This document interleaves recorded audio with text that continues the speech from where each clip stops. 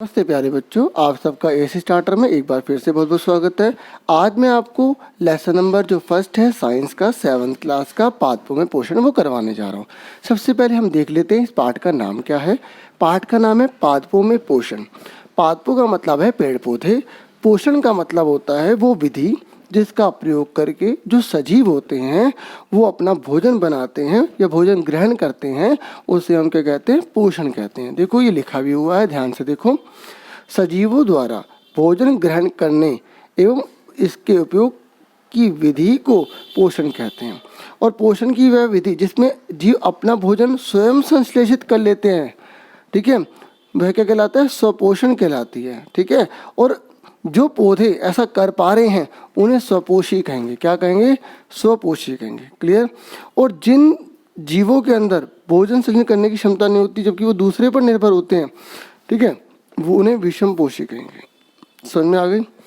जंतु, ये लिखा देखो, जंतु एवं अधिकतर अन्य जीव पादपों द्वारा भोजन ग्रहण करते हैं, मतलब वो खुद नहीं बनाते, पौधों द्वारा बनाए हुए भोजन को यूज करते हैं, उन्हें विषमपोषी कहते हैं। क्लियर हो गया? अब इस चैप्टर के बारे में थोड़ा सा और जान लो। क्या है कि इसमें सबसे पहले हमें बताया गया पोषक क्या होते हैं। देखो, कार्बोहाइड्रेट, प्रोटीन, वसा, विटामिन एवं खनिज, ये सब भोजन के घटक हैं। जब हम भोजन खाते हैं ना, भोजन के अंदर में हमें एक प्रकार की चीज़ नहीं खानी चाहिए। मतलब आप कहने का मतलब ये है कि आप एक ही प्रकार का भोजन रोज नहीं कर सकते। अगर आप ऐसा करोगे तो आपके अंदर जो अलग अलग जो तत्व आपको जो चाहिए होते हैं वो आपको नहीं मिल पाएंगे। इसलिए भोजन में हमें कार्बोहाइड्रेट भी चाहिए, प्रोटीन भी चाहिए, वसा भी चाहिए, विटामिन भी चाहिए। विटामिन भी कई प्रकार के होते हैं, ए बी सी डी के ऐसे, है ना। और खनिज भी चाहिए होते हैं, और ये सब भोजन के अंदर हमें बहुत जरूरी चाहिए होते हैं। भोजन के ये घटक जो हमारे शरीर के लिए आवश्यक है उन्हें पोषक कहा जाता है। क्या कहा जाता है? पोषक कहा जाता है। अगर आपसे पूछेगा भोजन के घटक बताइए तो आप कोई 4 बता देना, ठीक है। और अगर आपसे पूछे पोषक किसे कहते हैं तो बोला कार्बोहाइड्रेट, प्रोटीन, वसा, विटामिन एवं खनिज भोजन के घटक हैं, और ये घटक हमारे शरीर के लिए आवश्यक होते हैं, इन्हें पोषक कहा जाता है। पूरा लिखना, ठीक है। अब हमें भोजन की आवश्यकता तो होती है, क्योंकि अगर हमें भोजन नहीं मिलेगा तो हमारे अंदर ऊर्जा कहाँ से आएगी, ठीक है। और ऊर्जा प्राप्ति के लिए हमें भोजन प्राप्त करना पड़ता है, भोजन का प्रयोग करना पड़ता है, ठीक है। अब आ जाओ, मैंने भी आपको बता दिया कि स्वपोषी और विषमपोषी किसे कहते हैं। जो अपना भोजन स्वयं संश्लेषित कर लेते हैं, स्वयं निर्माण कर लेते हैं, उन्हें स्वपोषी कहते हैं। जो अपने भोजन के लिए दूसरों पर निर्भर होते हैं, जैसे जीव जंतु, ठीक है, हम भी उसी में आते हैं, हम भी विषमपोषी हैं, ठीक है। आप ये मत सोचना कि मम्मी तो अपना खाना खुद बना लेती है तो वो मम्मी स्वपोषी होगी। एक बार बताओ, क्या अगर कोई व्यक्ति अपने आप को ज़मीन के अंदर अपने पैर दबा ले तो उसके पैरों में से जड़ें निकल आएंगी? क्या वो कहेगा धूप धूप, उसे धूप मिल जाएगी? बताओ, उसका भोजन अपना बन जाएगा? नहीं ना। हमें बहुत सारे पौधों को यूज़ करना पड़ता है तब हम उसके भोजन का निर्माण करते हैं, है ना। इसलिए हम विषमपोषी कहलाएंगे, स्वपोषी नहीं कहलाएंगे, ठीक है। एक बात सुनो ध्यान से। अगर आप ये मेरी बात जो मैं सुन रहा हूँ, थोड़ी कल्पना किया करो कि ऐसा हो रहा है, ऐसा हो रहा है, ये नहीं हो सकता। अगर आप कल्पना करते करते सीखोगे, सुनोगे, तो आपको एक ही बार में इस पाठ को याद करने में आसानी हो जाएगी, ठीक है। और आप एक ही बार में याद कर लोगे, ठीक है। अब हम पढ़ने जा रहे हैं प्रकाश संश्लेषण क्या होता है। देखो, प्रकाश संश्लेषण मतलब ये है जब पौधे सूर्य के प्रकाश से, ठीक है, सूर्य के प्रकाश से अपना भोजन बनाते हैं तो उसको हम बोलते हैं प्रकाश संश्लेषण। इसके अंदर और भी बहुत सारा काम होता है। जड़ों से जो पौधे हैं वो पानी और खनिज को प्राप्त करते हैं, और हवा के अंदर जो पौधे हैं वो कार्बन डाइऑक्साइड को प्राप्त करते हैं। इसका मतलब ये हुआ कि पौधे जो वो कार्बन डाइऑक्साइड गैस प्राप्त करते हैं, कहाँ से? हवा से। और हम क्या प्राप्त करते हैं? पौधे द्वारा जो छोड़ी गई ऑक्सीजन होती है उसे हम ग्रहण करते हैं। अब पता है बच्चे, ये जो पौधे जो हैं ये गैसों का आदान प्रदान कहाँ से करते हैं? पत्तियों के अंदर, इमेजिन करते जाना, पत्तियों के अंदर छोटे छोटे छिद्र होते हैं, इसी से गैसों का आदान प्रदान होता है, ठीक है। अब पौधे जो ऑक्सीजन को छोड़ते हैं और कार्बन डाइऑक्साइड को प्राप्त कर लेते हैं, तो इन छोटे छोटे जो छेद होते हैं, छिद्र होते हैं, इन्हें क्या बोला जाता है? रंध्र बोला जाता है। क्या बोला जाता है? रंध्र बोला जाता है। ये लिखा, ठीक है, रंध्र कहा जाता है, ठीक है। अब देखो, पौधे प्रकाश संश्लेषण में क्या क्या होता है। पत्तियां पादप की खाद्य फैक्ट्रियां हैं। इसे खाद मत पढ़ना, खाद्य है, ये द के ऐसे या लगा हुआ है, ठीक है, खाद्य। पत्तियां पादप की खाद्य फैक्ट्रियां हैं, अतः सभी कच्चे पदार्थ की पत्तियों तक पहुंचना चाहिए, ठीक है। सभी जो कच्चा पदार्थ कौन कौन सा, अगर आपसे पूछेगा ना 1 नंबर का, तो आप बता देना कच्चा पदार्थ जो खनिज पदार्थ है, जो जल है, जो कार्बन डाइऑक्साइड है, वो सब कच्चे पदार्थ है। कच्चे को कह रहे हैं क्योंकि उसको बना के पौधे अपना भोजन बनाएंगे। जैसे फॉर एग्जांपल हमें अगर भोजन बनाना है तो हमारे लिए कच्चा क्या होगा, जो हम अगर मान लो हम बना रहे हैं आलू की सब्जी बना रहे हैं तो आलू जो है हमारे लिए कच्चा होगा, ठीक है। तो उसको जब हम बनाएंगे तब वो पका हुआ माना जाएगा। तो जो भी चीज़ किसी को बनाने के लिए चाहिए होती है वो कच्चा कहलाते हैं, कच्चा माल कहलाते हैं, ठीक है। जैसे आप फर्नीचर बना रहे हो तो फर्नीचर को बनाने के लिए जो लकड़ी चाहिए होगी वो कच्चा माल कहलाएगी। क्लियर हो गया। तो जो जड़ होती है, जड़ क्या खींचती है, खनिज को और जल को खींच लेती है और वहाँ तक पत्तियों तक पहुँचा देती है। क्योंकि पत्ती जो है ना एक तरह से क्या है बोला इसने, खाद्य फैक्ट्री है। 1 नंबर का क्वेश्चन में पूछेगा खाद्य फैक्ट्री किसे कहा जाता है, पत्तियों को कहा जाता है, ठीक है। क्योंकि यहीं पर भोजन तैयार किया जाता है। ठीक है बच्चों, क्लियर हो गया। आगे सुनो। तो रंध्र मैंने आपको बता दिया किसे कहते हैं। रंध्र मैंने बताया ना बच्चों, पत्ती में जो छोटे छोटे छिद्र होते हैं उन्हें क्या कहा जाता है, रंध्र कहा जाता है, ठीक है। क्लियर हो गया। अब आगे सुनो। देखो जल, खनिज, वाहिकाओं द्वारा जो ये जो जल है ना और जो खनिज होता है जड़ों से पत्तियों तक पहुंचाया जाता है। ये वाहिका मतलब छोटी छोटी नलियाँ, एक तरह से इमेजिन करते जाना, बिल्कुल पतली पतली जैसे जो नलियाँ सी होती हैं वो द्वारा पत्तियों तक पहुंचाए जाते हैं। ये वाहिका नली के समान होती है, लिखा ना नली। तथा जड़ तना शाखाओं एवं पत्तियों तक फैली होती हैं। मतलब पौधे के अंदर बिल्कुल पतली पतली होती हैं ये, ठीक है। और पोषकों को पत्ती तक पहुंचाने के लिए ये वाहिकाएं एक सतत मार्ग बनाते हैं। सतत मतलब लगातार एक रास्ता बनता रहता है और वहाँ तक वो चीज़ पहुँच जाती है। पाठ्यक्रम में पदार्थों के परिवहन के विषय में आप अध्याय 11 में पढ़ोगे। मतलब इसको अगर मैं बहुत डिटेल में जानना तो लेसन नंबर जो है हमारा 11 उसमें हम अच्छे से पढ़ेंगे, ठीक है। देखो ये हमें बता रखा है कोशिका के बारे में, ठीक है। कोशिका पता है किसे कहते हैं, जीवन की जो सबसे आधारभूत इकाई होती है उसे कोशिका कहा जाता है।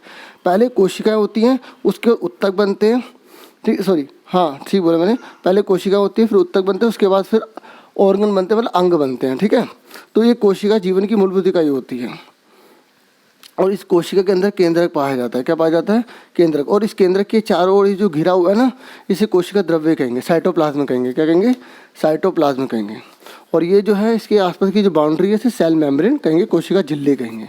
ये एग्जाम में आता है, आपको उसके नाम लिखने होंगे, ये बना हुआ आएगा, नाम लिखने होंगे, ठीक है। अब पत्तियों में हरा रंग जो होता है, अगर पूछे पत्तियों का रंग हरा किसकी वजह से होता है तो आप बोलोगे क्लोरोफिल की वजह से। किसकी वजह से, क्लोरोफिल की वजह से। क्लोरोफिल सूर्य के प्रकाश की ऊर्जा का संग्रहण करके पत्ती की सहायता करता है। देखो क्लोरोफिल क्या करता है, सूर्य के प्रकाश को इकट्ठा करता है।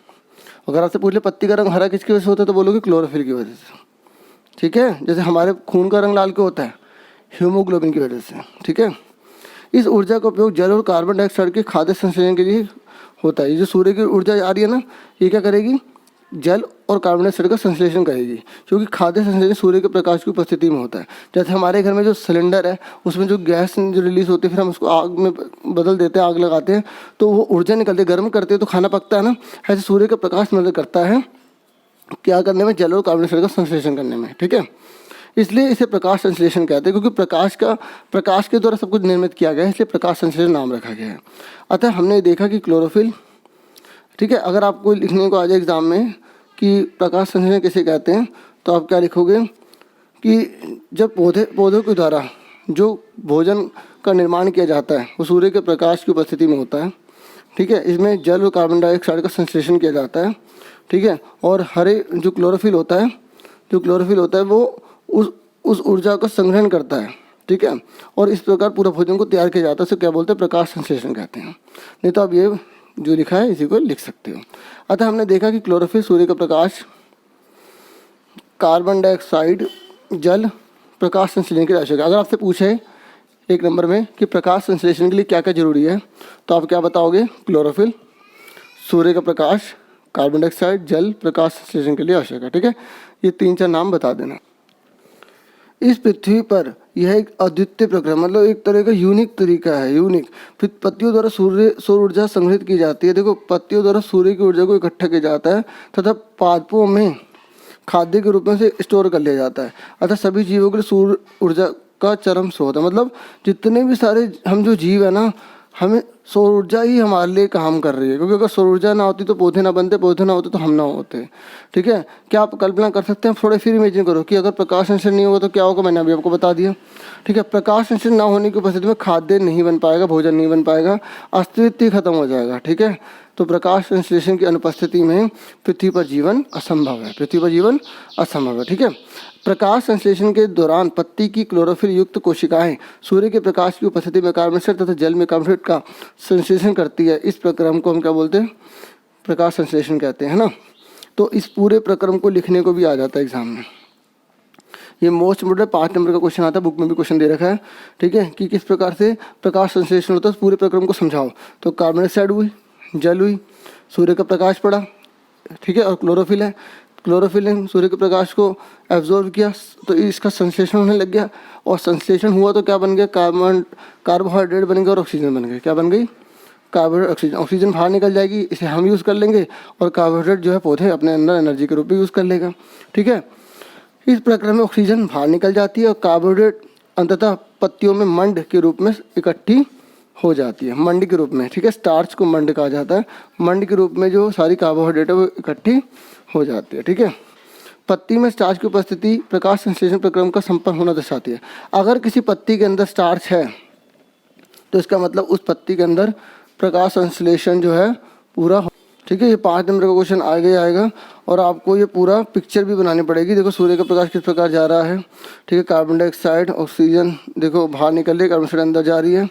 ठीक है, और पत्तियों में क्लोरोफिल है। ठीक है, और अगर आपको ये चेक करना है कि इसमें स्टार्च बना है नहीं बना, तो आप आयोडीन सॉल्यूशन का यूज़ कर सकते हो। ठीक है, अगर कुछ दिन रखने के बाद अगर वो नीली पड़ जाती है तो इसका मतलब उसके अंदर क्या है, स्टार्च है और प्रकाश संश्लेषण संपन्न हुआ है। ठीक है, ये एक्टिविटी होती है। ठीक है, तो ये आप एक्टिविटी से आपको खुद से पढ़ना है। ठीक है,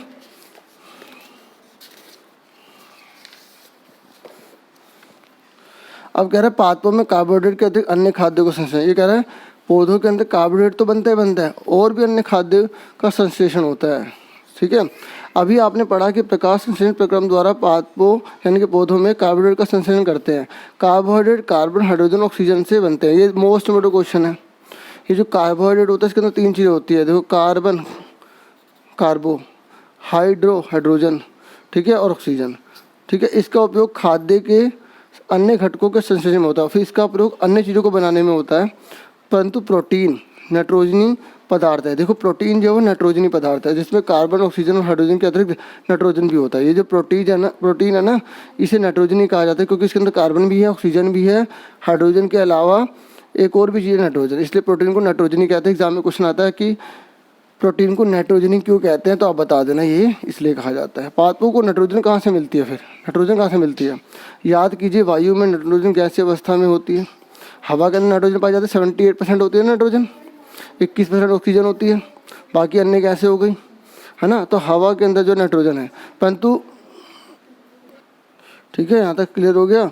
तो अब ये कह रहा है कि हवा के अंदर मैंने आपको बता दी नाइट्रोजन गैस होती है। ठीक है, पादपों इसका अवशोषण जो है ना इस रूप में नहीं कर सकते, मतलब कोई भी पौधे जो होते हैं वो नाइट्रोजन को डायरेक्टली ले सकते हैं।